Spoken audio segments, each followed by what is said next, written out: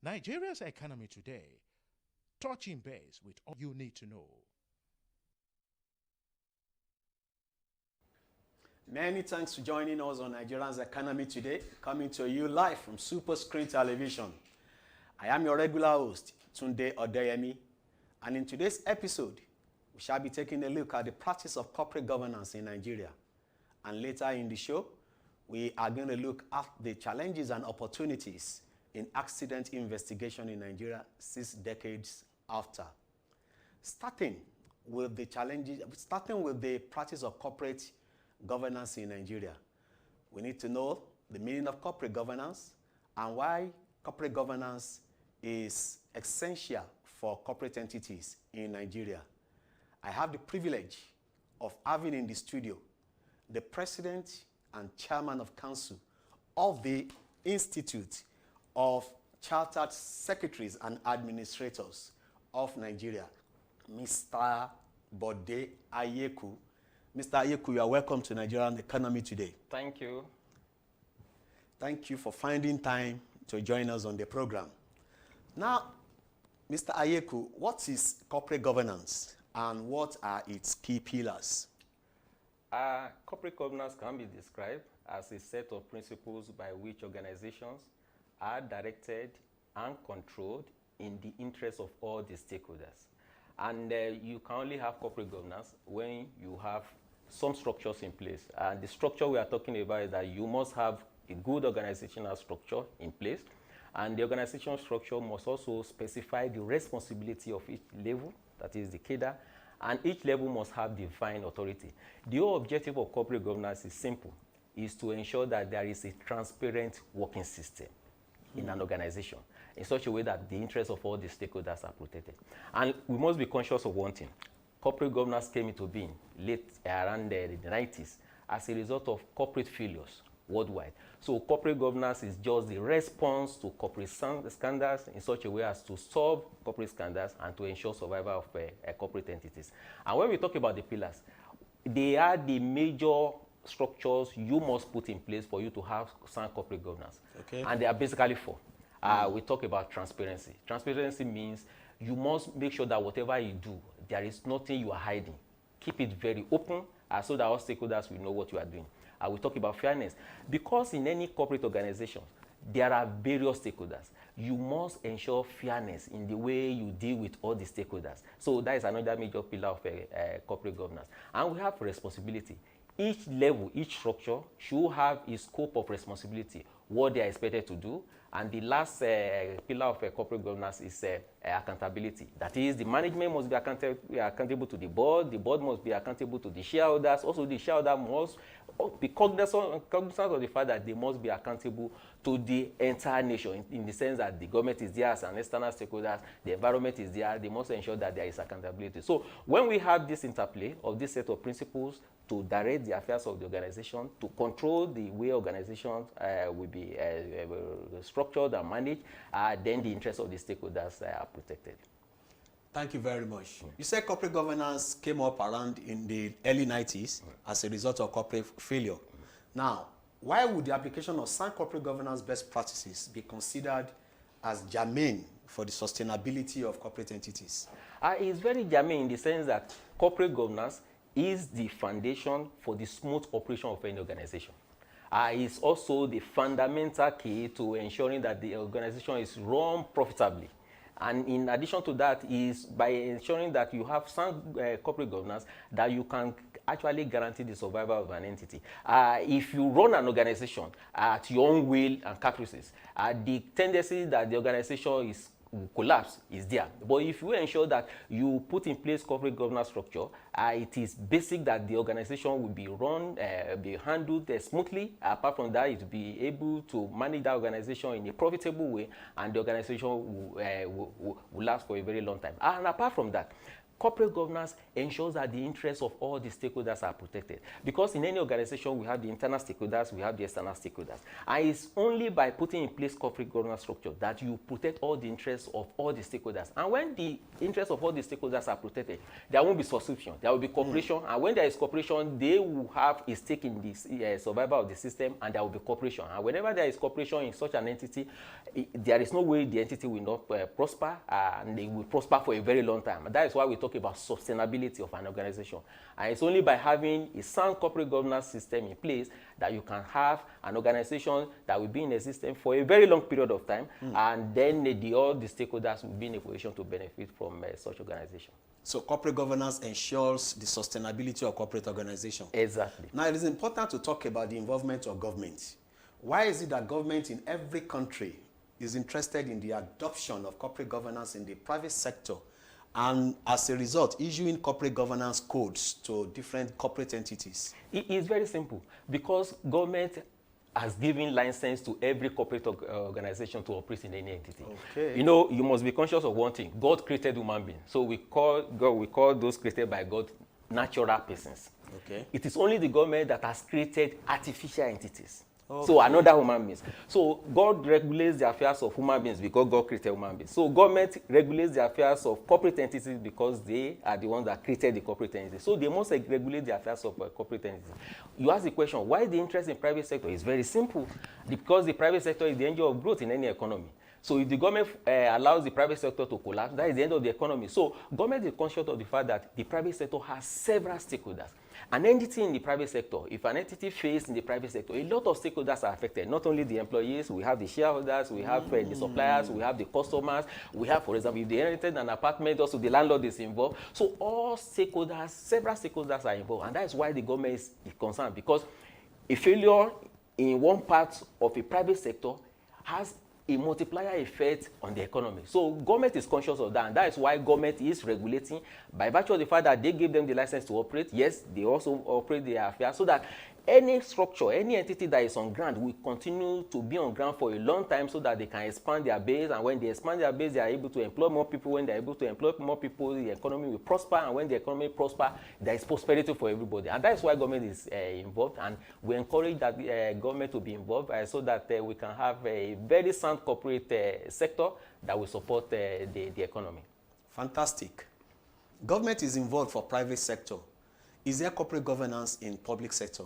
Well, the aspiration is that we must work together. As at now, there is no governance structure in terms of maybe a code for the public sector. But that is the aspiration, and it started in 2015. Actually, the Financial Reporting Council in 2015, when they started with the National Code of Corporate Governance, the proposal was to have a 3-in-1 code. One for the private sector, the other for the public sector, the third one for the not-for-profit sector. However, during the public hearings in 2015-2016, the MDAs, the ministry, department, and agencies of government attended the public hearings, and they expressed the view that it would be difficult for them to implement the provisions of the draft code of corporate governance for the public sector because they were set up by law. And because their laws have provided what should be in place, that it will be difficult for them to now implement the requirements of the code. For example, some of the MDAs, their law provides that their chairman is their chief executive. Whereas in the proposed draft of corporate governance for the public sector, it is provided that you must separate the chairmanship from the CEO. So those in the public sector now say, no, we have to amend our laws in order for us to be in a position to accommodate the provisions of the code. So I was this back and forth, and then the government said, okay, let's do it stage by stage. Okay. Let's rest the public sector in the meantime. Let's have a code for the private sector, and that was what led to the Nigerian Code of Corporate Governance 2018, which has focused only on the private sector. But the way to go is to have a code for the public sector, and it's very simple. You cannot clap with one hand. You cannot have a code for the private sector alone. The government also must be regulated because the government needs to show the direction. They need to show the leadership to say, this is how we operate in the public space. So the private sector, will also fall in line. So but as at now, that is where we are. But the expectation is that very soon, there will be a code of governance for the public sector so that both the private and the public sector, they can always move in tandem, and then there will be remarkable growth, which is what is desired in the country as at now. Okay. Still talking about the private entities. What do you think should be done to make it possible for many businesses established by Nigerians to survive their founders and subsequently become multinational companies? It's very simple. It's to encourage them to practice best corporate governance principles. It is to enlighten them to know that it's in their interest that they incorporate corporate governance in what they are doing. It's for us also to let them know that there is difference between you, the individual who owns the business, and the entity. The entity is a standalone entity, and they should not have this mindset that it's my business. Because it's my business, so my wife must be the second in command. My children must be assigned to some area. You know, I started by saying that for you to have a sound corporate governance, there must be a good organizational structure. So don't just position the members of your family along those structures to say, let them hear this. No. Look at that entity and ask yourself the question, if you are no longer around, can this entity continue to work? Because your objective of corporate governance is to ensure that there is a transparent working system. So if you want an entity to work, whether you are around, you have traveled or not, you put structure in place. And that is why we are encouraging private investors to ensure that look for merit.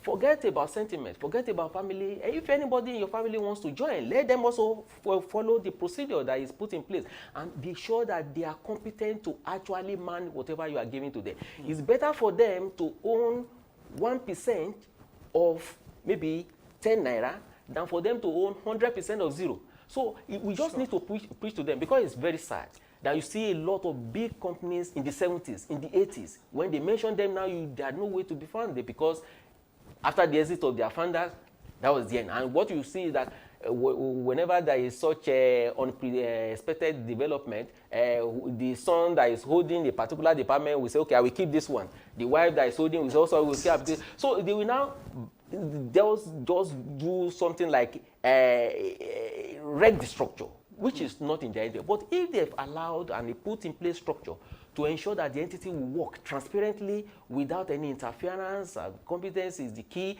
then whether the person is around or not, the entity will continue to, and then that is why we are encouraging them. Nobody, the government is not saying that they must own your business. The government is interested in the survival of your business. The government and also other stakeholders are interested in the existence and profitability of your business. So it's in your interest to ensure that even during at your retirement, if you are put in place structure, you can continue to earn dividend without doing anything. But if you allow the structure to be wrecked because you fail to put structure in place, then it becomes an issue. And that's why we continue to encourage our private investors. Let them do what is right, because it's in their interest. And when they do that, they can gradually expand to other countries. And because you cannot export, you cannot give what you don't have. If you don't manage your business well locally, there is no way you can take it outside the country. It's what is good that you can market. You cannot market what is bad. And that is why we encourage them that it's in their interest to practice sound corporate governance to ensure that they run their business transparently in such a way that the business will outlive them. So the National Code of Corporate Governance is actually out to ensure the survival of corporate entities. Yes. Is there any penalties for non-compliance? It depends. We have various sectoral codes. From 2003, when we started having our local codes in Nigeria, various sectors also came up with their code to supplement what the national code has provided. For example, we have the code of governance for the banking sector, we have for the insurance sector, we have for the pension industry, we have for the telecoms, and then we have another one issued by Security and Exchange Commission in 2011. It's just to ensure that they complement the system. And some of these sectoral codes, which under the Nigerian Code of Corporate Governance 2018 has now been reclassified as guidelines, some have penalties. If you don't do this, you'll be liable to this. And some are just advisory in nature, that is good for you to do this. But some are mandatory, they use the word shall. So what we have currently, that is the Code of Corporate Governance 2018, is not mandatory as such, but it adopts the philosophy of apply and explain. And so what they are saying is that instead of saying everybody must do this particular way, what this code has provided is that you are advised to do it in this particular way and explain to us how you have done it if you are doing it differently. So it's more of apply it and explain how you have applied. It's not mandatory. But if you look at the sectoral code, which are now called the guidelines, some of them are still mandatory to say you must have this, you must have this.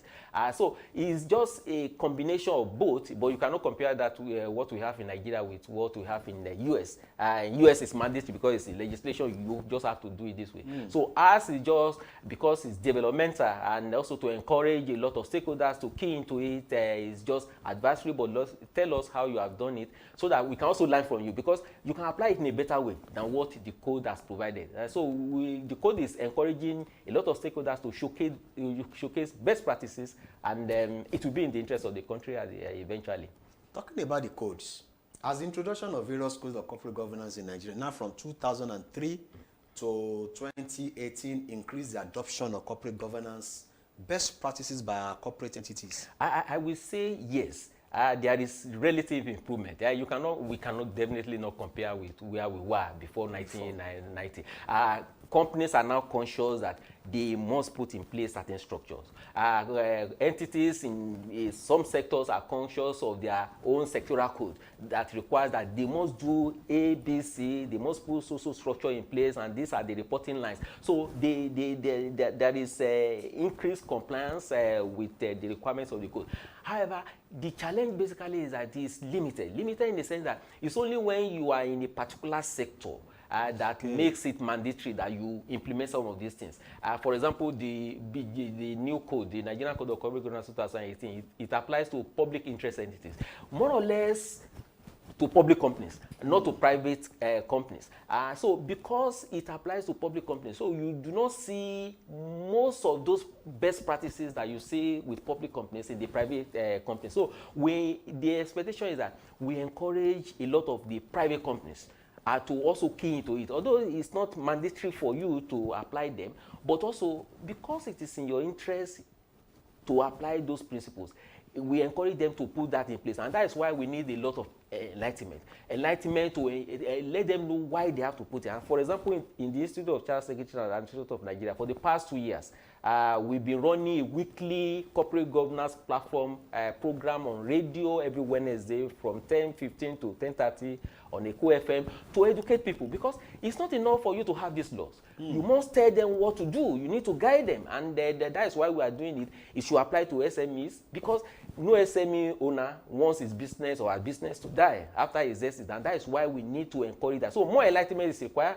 and a program like this is also very good because they also know that it's in their interest. Government is not charging you because you are applying corporate governance code. It's your interest to apply it so that your business can continue. You don't want your investment to be wasted, and the only way to do that is that you put structure in place so that that particular business will continue to run without any issue.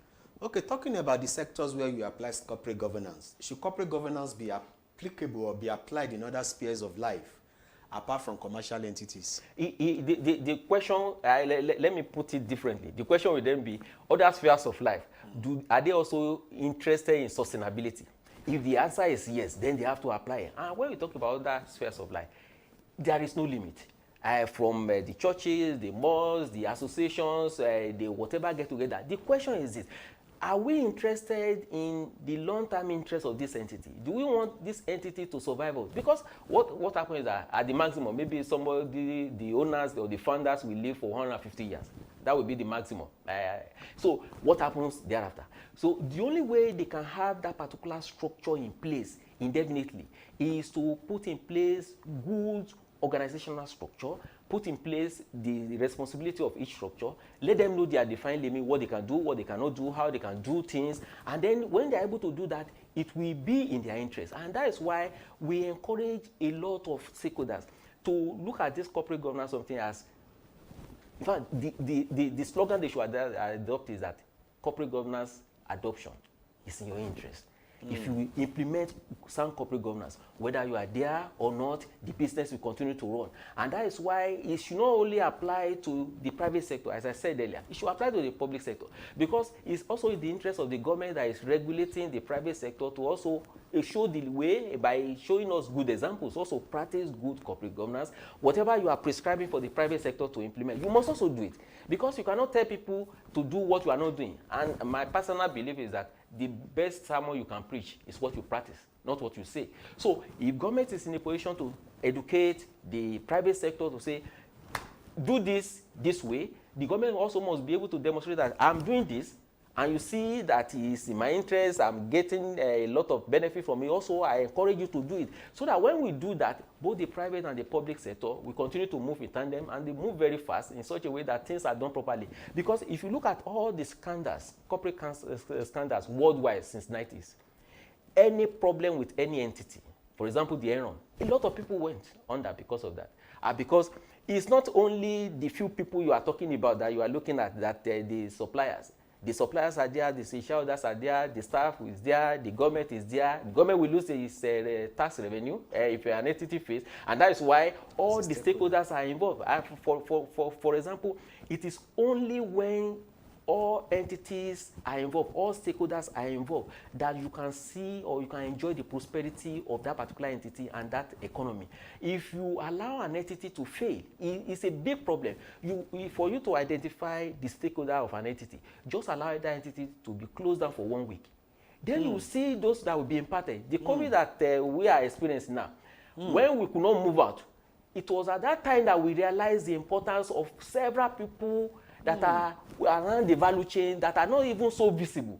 So it's when it's similar to, you see somebody along the road is walking, he let a car knock down the person, then they will tell you the history of the person, that is the breadwinner of the family, is the one sponsoring so is the one paying so, and the same thing happens to a corporate organization.